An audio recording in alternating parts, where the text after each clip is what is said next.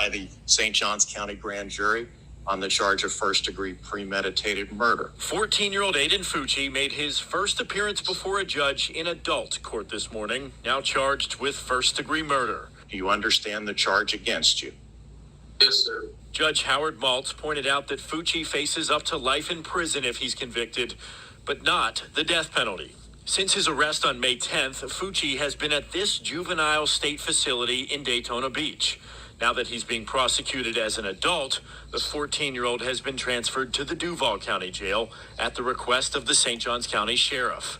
This comes a day after the state attorney released the gruesome details of Tristan Bailey's murder. Well, I hope that parents will realize that teenagers are capable of things we have never imagined they could be. And this case is an example of that.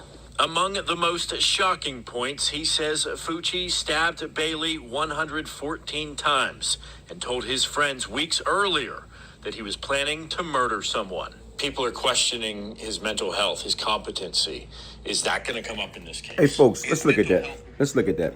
The difference is, here it is, this little guy, 14 years old, okay, stabbed this girl 114 times.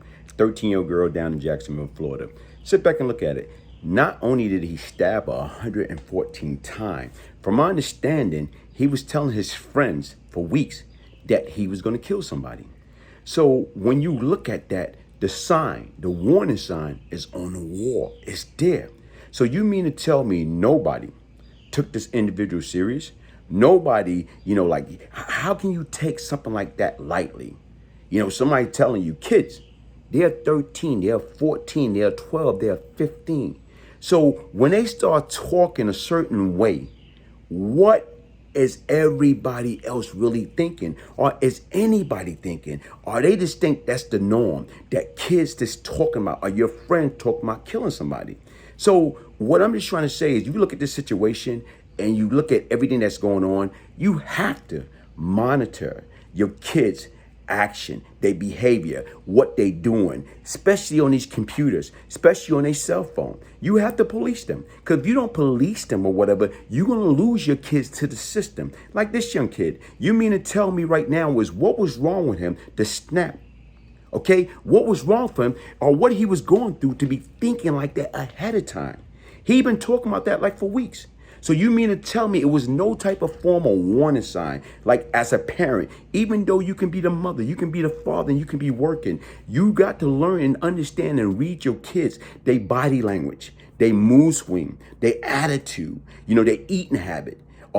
Right now is whether they acting radical, whether they're on drug, whether they're on alcohol. These are things that you need to do. These are things that you need to know what they're doing at all times. Right now is, if we do not police our kids, you know what's going to happen? The system going to police them. And this is all could have been prevented. Here it is, 14 years old. His whole life is going to be what? Gone? Because of what? He killed a girl, 13 years old, 114 times. Look at the rage, 114 times. Something had to snap. Something like you took a knife and you stabbed somebody 114 times. I'm going back in the time, growing up in the streets of New York City, even right now, like at 13, 14, we did our thing, or we did stupid things, but it was about how to make money. It was like how to buy clothes, how to buy jewelry, how to buy boom boxes. That's our mindset back then. When we was robbing and stealing, not saying that is right. All that is wrong. Because once again, it's always a right way and a wrong way about doing things. But the difference is right now, when you get caught up and you allow yourself to get caught up in negativity and that negative energy, it's going to lead you astray. It's going to lead you into the devil workshop. So the difference is right now, no, what I did way back when, no, it didn't make it right. But my mindset at 13, 14, 15 years old, you know what? Like I say, it was more into robbery to try to make money, to dress, to get caught up into that fashion life, not to really hurt anyone. So we as parents, as we get older, we got to monitor these kids. We can't let TV monitor them. Because once again, we don't know what they watch on TV. And especially right now, with everybody into cable now. Nobody even really watch TV. They watch cable, or they watch YouTube, or they watch social media, and they see things. And once they start seeing things, they want to participate in some of these things. What we have to do is, listen, as parents, start being mindful, start being patient, start being a little bit more understanding and watching our kids' behavior. Because once again, a lot of things could be unfolded right there in front of our own very eye, but it's up to us to see the sign. It's up to us to pay attention. It's up to us to get together and make sure, hold up, wait a minute here. Whatever help my son, your son, my daughter, your daughter, or your neighbor kids, or I'm talking about your niece and nephew, whatever help they need, we as a community got to get together and try to work together and stop. And right now it's like, stop that problem before it become a problem. Because once again, you mean to tell me, like I say, this guy, Bragg, was talking about killing somebody, amongst his friends. So you mean to tell me none of his friends took it upon themselves to go to their parent? Listen, Mom, Bob, Aiden talking about he gonna do this. Right now, going to their dad, going to their counselor. Okay, here it is right now, communication, folks.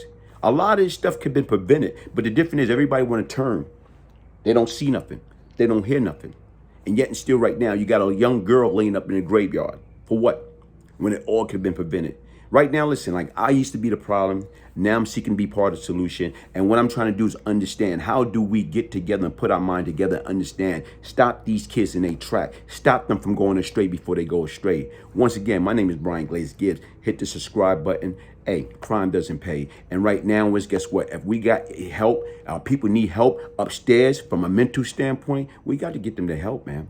We have to get them to help. Stop being caught up in your career. And then right now, you leave your kids out there. They lost.